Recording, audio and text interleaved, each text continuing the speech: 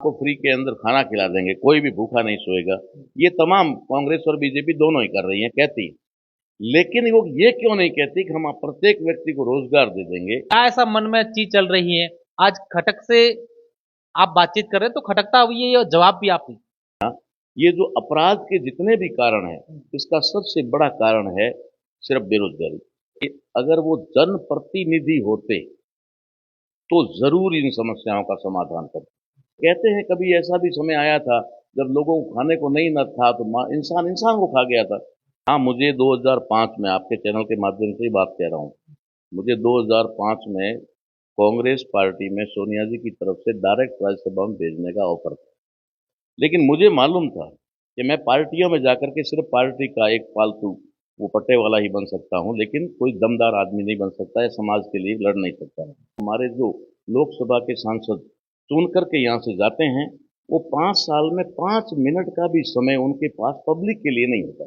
बड़ा दुख होता है जब इलेक्शन के दौरान भी हमारे देश के लोग भेड़चाल करते हैं। वोटों के दौरान लालच में आकर के नेताओं को वोट दे देते हैं।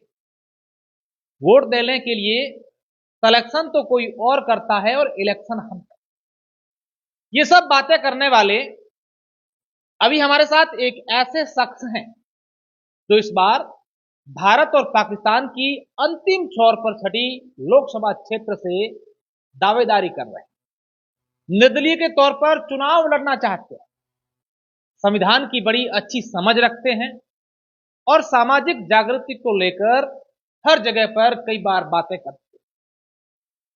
प्रतिनिधित्व नहीं मिलता है, इसलिए सामाजिक जागृति के चलते लोगों को यह समझाया नहीं जा पा रहा है कि हमें असल में करना क्या है।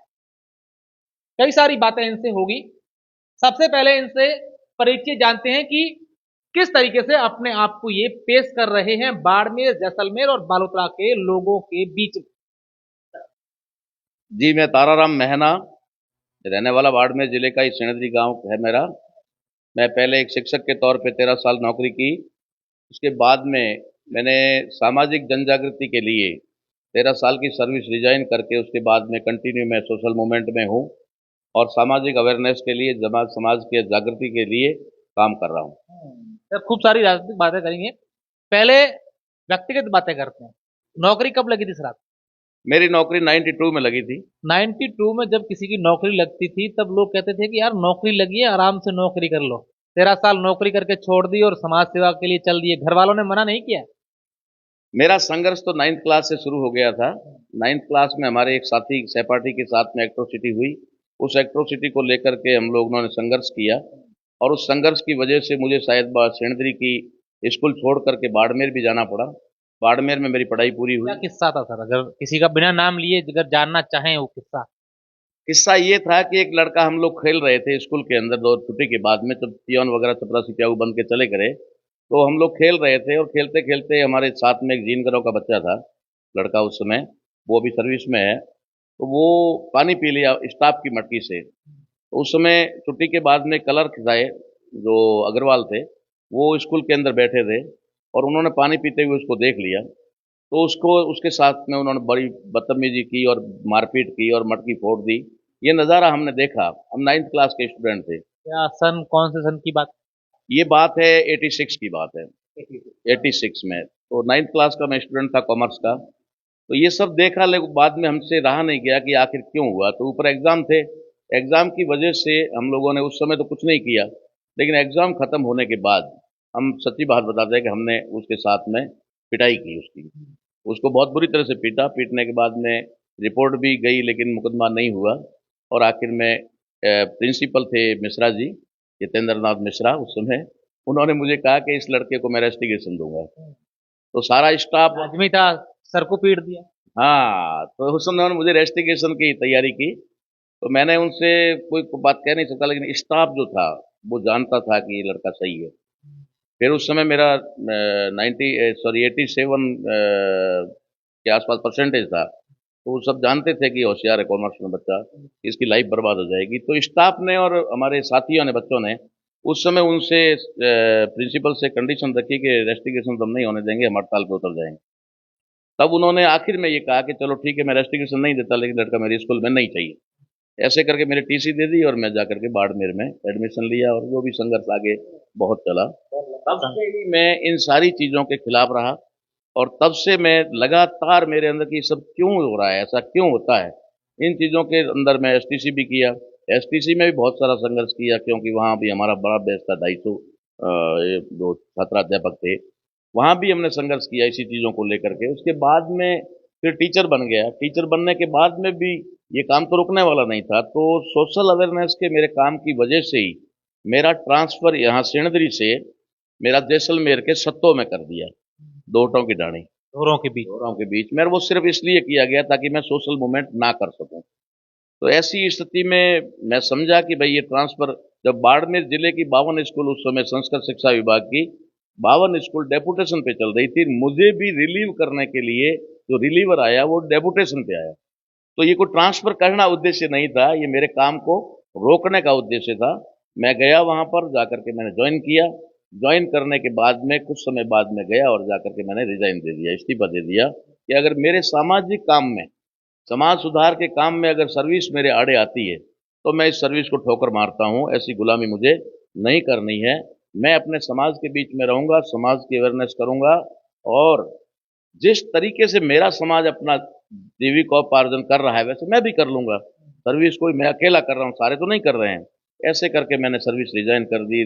तब से लेकर के अब तक मैं सोशल मूवमेंट में ही हूँ। आपसे कुछ सारी और भी बात करेंगे, लेकिन इलेक्शन के संबंध में अगर बात करें तो क्या करना चाहते हैं बाड़मेर, जैसलमेर, बालोतरा के लोगों के लिए, या आप कह रहे हैं कि सामाजिक जागृति लाने के लिए, समाज को अवेयर करने के लिए, क्या ऐसा मन में चीज चल रही है? आज खटक से आप बातचीत कर रहे हैं तो खटकता हुई है और जवाब भी आप ही। Thank you. ऐसा है साहब कि मैंने जो कहानी अपनी बताई उसके अनुसार मैं सोशल अवेयरनेस में, सामाजिक जागृति में चाहता कि मेरा समाज भी ऊपर। हम किसी भी समाज को नीचा नहीं दिखाना चाहते या नीचे नहीं लाना चाहते। जो भी समाज आज जहाँ पर भी है वो वहाँ रहे, लेकिन मैं चाहता हूँ कि मेरा समाज भी, SC ST OBC वर्ग जो है, जो सदियों से पिछड़ा गया है, तत्व शोषित है, मैं उनको भी ऊपर लाऊं।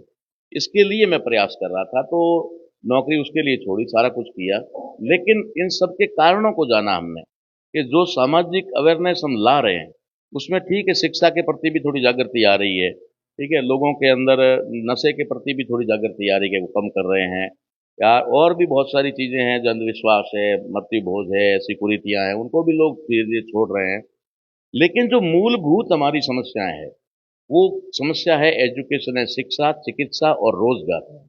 शिक्षा, चिकित्सा और रोजगार, ये जो भारतीय संविधान के मुताबिक हमारा फंडामेंटल राइट है, मौलिक अधिकार है, वो हमें नहीं मिल पा रहा है, और उसके बिना किसी भी व्यक्ति का विकास संभव नहीं है।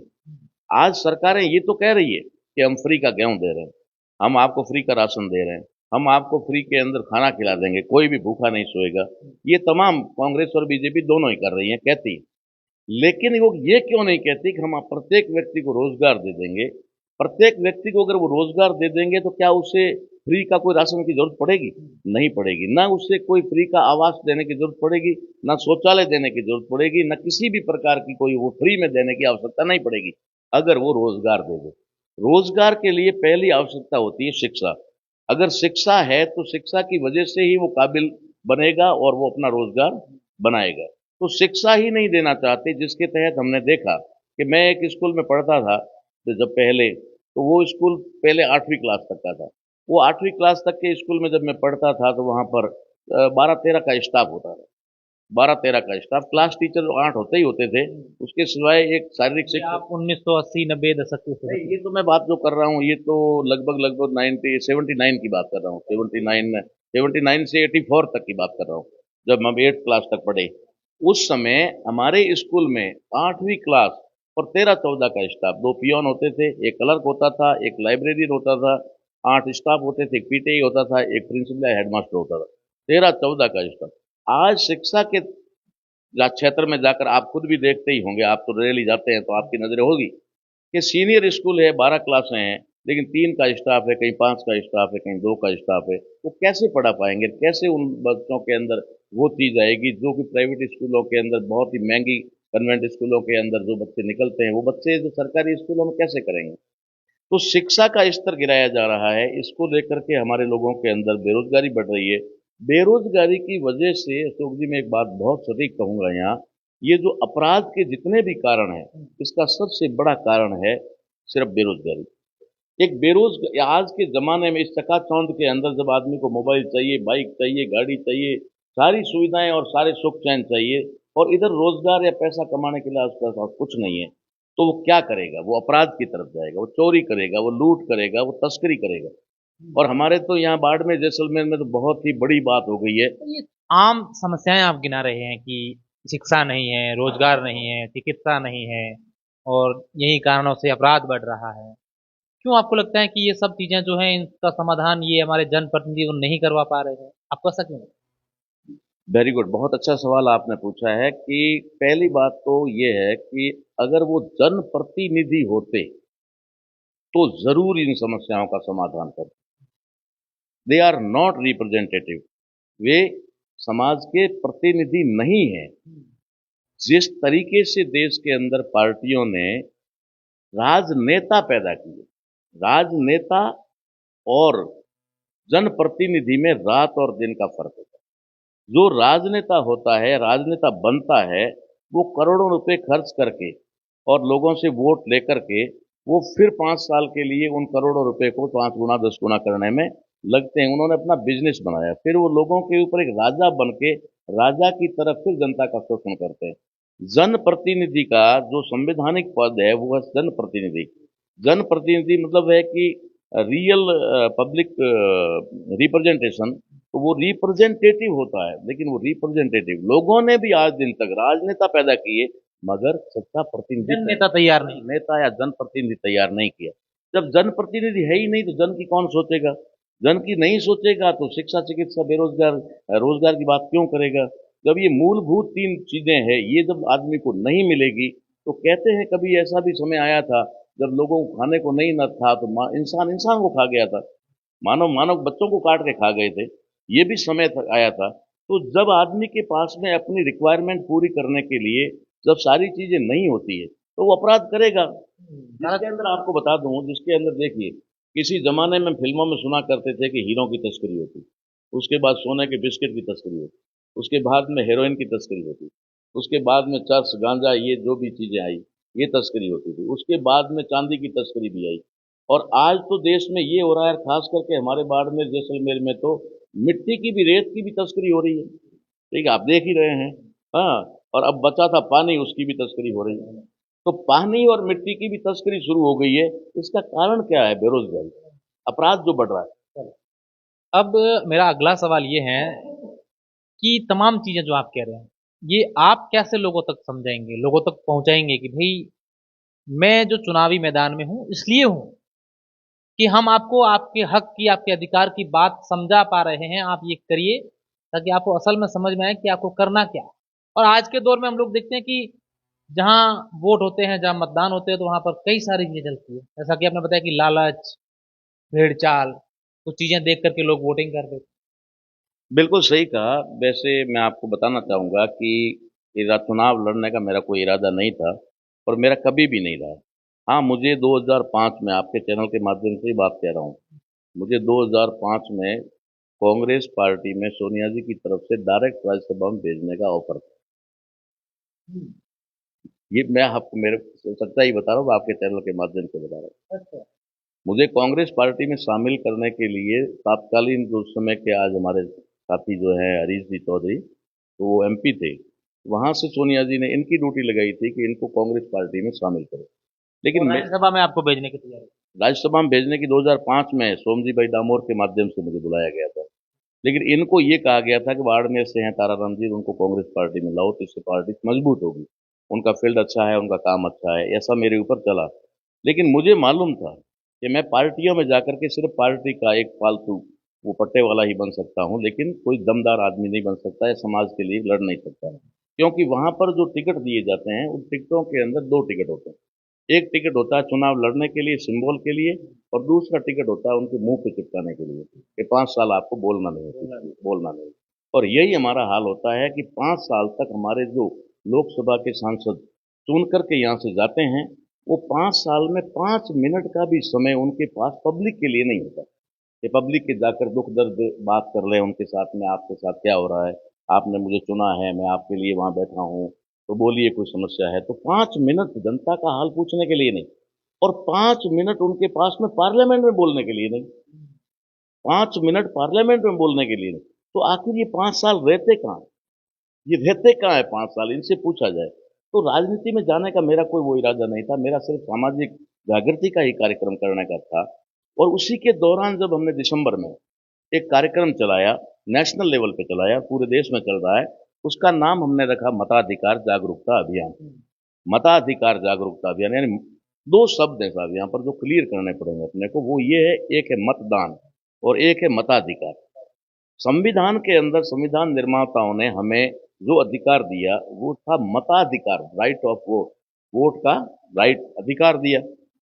यहाँ पर षड्यंत्र के तहत उन लोगों ने उस मताधिकार शब्द को मतदान में कन्वर्ट कर दिया कि ये तो दान करने की चीज है, तुम दान करो।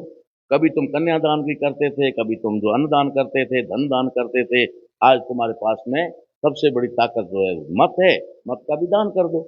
और हमारा समाज खास करके SC ST OBC माइनॉरिटी और मूल निवासी क्षत्रिय, भारत के जो मूल निवासी क्षत्रिय समाज है, ये लोग जानकारी के अभाव में अपने इस कीमती और अहम अधिकार का दान करते रहे, और वो दान में हमारा वोट लेकर के राजा बनते रहे, और राजा जो बने उसके अंदर राजतंत्र पैदा किया। लोकतंत्र के अंदर अब राजतंत्र चल रहा है, लोकतंत्र का नाम है लेकिन राजतंत्र चल रहा है। लोकतंत्र, राजतंत्र में क्या होता था, राजा का बेटा राजा बनता था, आज MLA का बेटा MLA बन रहा, MP का बेटा MP बन रहा, एक ही परिवार एक ही खानदान में बढ़ रहे हैं। अगर कम से कम एक जाति में भी अगर करे, जाति में भी करे, आज 75 साल हो गए हैं हमारे समाज के अंदर। SC ST को छोड़ो, जो रिजर्व सीटों हैं वहां से जाते हैं, लेकिन दूसरी चीजों के बारे में बताओ, वो रिजर्व सीटों पे SC ST के लोग चले जाते हैं। लेकिन मैं पूछना चाहता हूं आपके चैनल के माध्यम से कि इस देश का कुम्हार कब सांसद बनेगा? ठीक है, खास करके बाड़मेर जैसलमेर की बात करें तो 75 साल में। नाई का बेटा कब सांसद बनेगा? दर्जी का बेटा कब सांसद बनेगा? लोहार का बेटा कब सांसद बनेगा? झांसी का बेटा कब सांसद बनेगा? सुथार का बेटा कब सांसद बनेगा? ये तो सोच भी नहीं सकते, कल्पना भी नहीं कर सकते। यहाँ तो कुछ लोग हैं, विशेष वर्ग, जाति भी नहीं, जबकि इस वर्ग के सबसे अधिक वोट इस क्षेत्र से हैं, लेकिन उसके बावजूद भी उन लोगों को कोई तवज्जो नहीं दी जाती, उनको काबिल ही नहीं समझते, उनको सिर्फ वोटर समझते। तुम तो वोटर हो, पहले राजा बनता था वो जनता को प्रजा समझता था, और अब जो MLA MP है वो भी जनता को प्रजा ही समझते हैं। अगर वो प्रजा समझते हैं तो फिर क्या फर्क हुआ राजा में और MP में? तो फिर कहाँ है लोकतंत्र? लोकतंत्र में ये होता कि हर 5 साल बाद बदल करके जो हमारे सामाजिक वर्ग या व्यवस्था के अंदर जो जातियां या वर्ग है, SC ST OBC माइनॉरिटी, इनमें से सबका नंबर आता, तब तो हम जानते ही लोकतंत्र है। यहाँ तो सिर्फ और सिर्फ खानदानी मामला चल रहा है। तो ऐसी बात को लेकर के हमने पूरे देश के अंदर एक अभियान चलाया। उस अभियान का नाम था मताधिकार जागरूकता अभियान। मत के अधिकार के प्रति जागरूकता लाना, ये हमने मूवमेंट चलाया। उस मूवमेंट में बाड़मेर, जैसलमेर और बालोतरा जिले में दिसंबर से लेकर के अब तक हम लोगों ने जो करीबन 4 राउंड कर दिए। 4 राउंड, हमारा चौथा राउंड अभी पूरा हो रहा है। 4 राउंड में हमने हर गांव गांव जाकर के, हर जाति और कम्युनिटी में जाकर के लोगों को ये बताया है कि तुम्हारा वोट, बाबा साहब अम्बेडकर ने कहा था कि वोट और बेटी ये का सौदा नहीं होता, वोट और बेटी का सौदा नहीं होता, इसका संबंध होता है। हम बेटी का रिश्ता करते हैं तो कम से कम सोच समझ कर करते हैं कि भाई बेटी को दुख ना हो, परेशानी ना हो, ठीक है। लेकिन जब हम वोट करते हैं तो किसी को कोई नहीं सोचते। और बाबा साहब ने कहा था कि बेटी का अगर गलत रिश्ता हो जाए भूल से भी, तो एक बेटी का ही भविष्य बर्बाद होता है, लेकिन अगर आपका वोट गलत जगह चला गया तो आपकी 7 पीढ़ी भी तबाह और बर्बाद हो सकती है। ये जागृति का कार्यक्रम जेकर लेके चले तो जगाते जगाते जगाते हमने लोगों को ये भी कहा कि भाई भारत देश के अंदर द्विदलीय संसदीय प्रणाली है, ठीक है। द्विदलीय संसदीय प्रणाली का मतलब है कांग्रेस और बीजेपी, ठीक है, चाहे NDA और अभी इंडिया वो कर दीजिए, चाहे पहले UPA और NDA था। लेकिन ये जो द्विदलीय संसदीय प्रणाली है, इसके अंदर ऐसा है कि एक बाड़ा था उसमें कोई गेट नहीं था, तो फिर लोगों ने कहा गेट खोलो, तो गेट तो खोल दिया लेकिन सामने एक बाड़ा और बना दिया। एक बाड़ा था उसमें गेट खोल दिया लेकिन सामने एक बाड़ा और बना दिया। अब बाड़े 2 हैं और गेट 1। गेट एक है, तो इधर से तंग आ जाओ तो उधर चले जाओ, उधर से तंग आओ तो इधर, लेकिन उन दो बाड़ों से आप बाहर नहीं जा सकते। ये देश की द्विदलीय संसदीय प्रणाली है, जिसकी वजह से देश के अंदर राजनेता तो पैदा हो रहे हैं, लेकिन जनप्रतिनिधि पैदा नहीं हो रहे। तो ये अवेयरनेस का काम हमने किया। बिल्कुल, ये समझने को काफी समय लगेगा, लेकिन कुछ बातें और भी करते हैं ताराचंद से। किसको मानते हैं आइडल आप?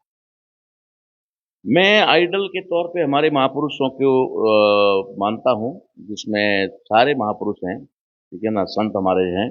और उसके साथ साथ में जितने भी ज्योतिबा फूले, साहू महाराज, सयाजी गायकवाड़, छत्रपति शिवाजी, उसके बाद बाबा साहब अम्बेडकर, राजा राम जी, जो भी जिन लोगों ने भी समाज के लिए संघर्ष किया है, संत कबीर, रैदास, गुरु नानक, जम्बेसर दसनाथ, धन्ना जाट, पीपादर जी, सैन जी महाराज, ये तमाम मेरे आइडल हैं। मैं हमेशा इनको पूरा लेकर के चलता हूँ।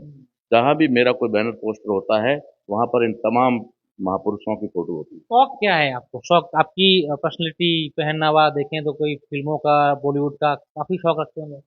ऐसा कुछ भी नहीं है। मेरा जो शौक तो खैर लाइफ में बहुत होते भी हैं, जो शौक थे वो लगभग मैं पूरे कर चुका हूँ। अभी मुझे कोई शौक नहीं। अब मुझे सिर्फ एक शौक है कि मेरा समाज जो है SC ST OBC, मूल OBC और माइनॉरिटी, और उसका जो मूल क्षत्रिय समाज है, मूल निवासी, ये इस देश का हुक्मरान बन जाए, शासक बन जाए, इसके लिए मैं रात दिन कभी भी कुछ नहीं सोचता हूँ कि मैं कहाँ हूँ। अभी 4 महीने मैं घर पे नहीं था, 4 महीने कंटिन्यू मैं फील्ड में था। तो फील्ड में था, तो जहाँ जैसी मुझे वो व्यवस्था मिली, वैसे मैं वहाँ ठहरा। मैं कभी होटल में नहीं ठहरा, होटल में मैं ठहरता नहीं हूँ, मैं अपने समाज के घर में ही ठहरता हूँ। SC ST OBC माइनॉरिटी के जो लोग हैं, वो ही मुझे कहते हैं आप हमारे घर पे। मैं खुद कहता हूँ मैं तुम्हारे घर पे रहूंगा, चारपाई दो, बाहर सो जाऊंगा, लेकिन रहूंगा घर पे, होटल पे नहीं रहूंगा। तो शौक तो कोई बात नहीं, ये कुछ चीजें हैं, जैसे कपड़े का पहनावा, ये मेरा शुरू का ही एक स्टाइल है, स्टूडेंट लाइफ से ही मेरा है। और हेयर का तो है, तो चलो थोड़ा हेयर स्टाइल का मामला था तो शुरू में लगा दिया था, तो अब आप भी मेरी मेरे तरफ स्टाफ हो गए हैं। आप स्टाफ हो। हम तो पहले से आप हो रहे हैं। आप हो रहे हैं, तो अच्छा ये। सर, आखिरी सवाल है मेरा। क्या एक बात मन में खटक रही है जो खटक को बताना चाहते हैं? हाँ, खटकने की वाली बात ही तो बात बताता हूँ मैं, कि जब हमने ये अवेयरनेस लाई, तो आगे चल करके लोगों ने मुझे कहा कि अब बताइए, आपने कह दिया कि कौन को हाथ और फूल हमारी भूल, ठीक है, तो अब हम क्या करें। तो मैंने कहा भाई, नेक्स्ट हमारा नारा है अब की बार निर्दलीय सरकार।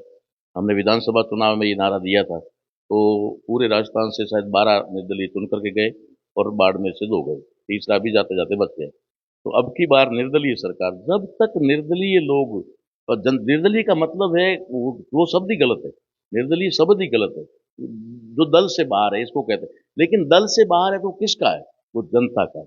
जब तक जनता के प्रतिनिधि खड़े नहीं, जनता नहीं खड़े करेगी, तो तब तक आपकी समस्याओं का समाधान नहीं होगा। जब मैंने ये कहा लोगों से, तो लोगों ने कहा कि फिर आपसे तो ठीक कोई नहीं है, आप ये सारी चीजें बता भी रहे हो, आप इसमें सक्षम भी हो। तो मैंने कहा भाई, ऐसा मामला है कि मैं कोई आपके एक दो आदमी कहने से मैं कुछ अगर नहीं कर सकता। मेरा काम सोशल मूवमेंट का है, वो कर रहा हूँ। लेकिन अगर आप चाहते हैं, तो फिर मुझे सारे समाज के लोग स्वीकृति दो। तो मैंने अभी 23 तारीख को, कल ही 23 तारीख को, हमारी जो सिस्टम है उसके अनुसार भील समाज को मैंने पूरे बाड़मेर, जैसलमेर और जालौर के प्रत्येक तहसील और ब्लॉक से यहाँ पर लोगों को आमंत्रित किया स्नेह मिलन के नाम पर। और वो आए और उन्होंने कहा कि हमारी भील समाज की तरफ से आपको पूरी तरह से समर्थन है, और आप निर्दलीय चुनाव लड़ सकते हैं, जनता के उम्मीदवार के रूप में हम आपको मान्यता देते हैं। लेकिन मैंने उनसे निवेदन किया कि भाई, मैं भीलों के भरोसे पर, या भील संख्या, जो लोकतंत्र के अंदर जो चुनाव प्रणाली है, उसमें जाति नहीं चलती, ठीक है। मैंने कहा जाति से नहीं ये होगा। हो गया है आजकल। हो गया है, देख रहे हैं, हो गया है, लेकिन हम नहीं मानते इसको। तो हमने ये कहा कि भाई चलो, अब मुझे शेड्यूल कास्ट SC, ठीक है, मूल OBC, और उसके साथ साथ में माइनॉरिटी के लोग, अल्पसंख्यक, और उसके साथ में हमारा मूल निवासी क्षत्रिय समाज जो हमारा है, हमारे अंदर कैटेगरीज बनाई गई हैं, वरना वो हमारे भाई हैं, वो मुझे इजाजत देंगे तो मैं करूंगा। और उसके लिए हम लोगों ने 29 तारीख को एक स्नेह मिलन ही कह दो, या फिर इस प्रकार का प्रोग्राम हमने आयोजित करने का प्लान किया है, कि 29 तारीख को अगर शेड्यूल कास्ट के लोग, ST के साथ साथ SC OBC माइनॉरिटी और मूल निवासी क्षत्रिय मास संघ के लोग, समाज के लोग, अगर मुझे कहेंगे कि ताराराम जी आप आगे बढ़िए, हम साथ में हैं, तो हम लोग फॉर्म या नामांकन के बारे में आगे बात करेंगे। तो बात ये थी, इसलिए कि हम लोगों ने एमपी का चुनाव लड़ना कोई मेरा इरादा नहीं था, मगर अब कल लोगों ने ये दबाव देकर कहा कि अब करो, नहीं करोगे तो फिर हम क्या करेंगे, क्योंकि इस देश के अंदर तो चैलेंज हो गया है पूरी तरह से, आपकी मीडिया के ऊपर नजर, मीडिया के ही आप आदमी है, तो उन्होंने तो ये कह दिया है कि अब की बार अगर 400 पार हो गया तो संविधान सबसे पहले उड़ेगा, जबकि उड़ चुका है। 90% संविधान तो देश में लागू ही नहीं है, 10% लागू है। और कुछ उन्होंने अमेंडमेंट और संविधान के संशोधन के नाम पे खोखला कर दिया। कुछ उन्होंने किसान आंदोलन और के समय या उससे पहले कोरोना काल में उसको कर दिया, तो संविधान तो बचा नहीं, लेकिन वो ऑथेंटिक रूप से उसको बाहर करना चाहते हैं और मनुस्मृतियों को लागू करना चाहते हैं। और उसके बाद में हमारा क्या हाल होने वाला है ये तो सिर्फ हम जानते हैं, आम आदमी नहीं जानता। तो इसके लिए ये एक कदम उठाने की बात आई है कि भाई जब लोगों ने कहा है तो चलिए, आपकी इच्छा है तो हम करें, वरना हमारा कोई एक लोकसभा क्षेत्र का नहीं है। मैं ऑल इंडिया का नेशनल लीडर हूँ और मैं इंटरनेशनल लीडर हूँ। मेरे फॉलोवर पूरे देश के 58 देशों में, 58 डिस्ट्रिक्ट में मेरे, स्टेट में, सॉरी कंट्रीज में हमारे वो हैं, और देश के अंदर 600 से ज़्यादा जिलों में और 5000 तहसीलों में मेरे फॉलोवर हैं, मेरे साथी है, प्रोग्राम लगाते हैं, सारा कुछ है। मुझे इसकी आवश्यकता नहीं थी, मगर मैंने देखा कि अब कुछ लोगों ने ये भी कहा कि बाहर तो आप लड़ ही रहे हो, बाहर जितने लोग हैं बाहर लड़ रहे हो, सड़कों पे लड़ रहे हो, जंतर मंतर पे लड़ रहे हो, लेकिन कोई असर नहीं हो रहा। क्यों नहीं हो रहा? कि तुम बाहर लड़ते हो और वो अंदर खात्मा कर रहे हो। तो जब तक अंदर नहीं जाओगे, अंदर जाके नहीं लड़ोगे। तो मेरा आपके चैनल के माध्यम से यही अनुरोध है कि एसटी ने चलो दे दिया, उससे कुछ नहीं है, लेकिन एससी, ओबीसी और माइनॉरिटी, ठीक है, और क्षत्रिय मूल निवासी समाज, ये जो राजपूत भी है, वो लोग मुझे अगर 29 तारीख को अपनी राय के साथ साथ सहमति देते हैं तो मैं 29 तारीख को नामांकन करूंगा, दाखिल करूंगा। और अगर ऐसा नहीं होता है, लोग कहते हैं भाई नहीं है, तो फिर साथ में नहीं रहते हैं, तो फिर लड़ने से क्या फायदा, ठीक है। तो ये पूरी की पूरी बातचीत हम लोगों ने की, ये सारी की सारी बात हम लोगों ने की, और इस बात के माध्यम से ये समझाने की कोशिश की है कि इस बार ये क्यों लोकसभा में अपने आप की दावेदारी पेश करके लोगों के बीच जा करके सामाजिक जागृति की बात करें। धन्यवाद।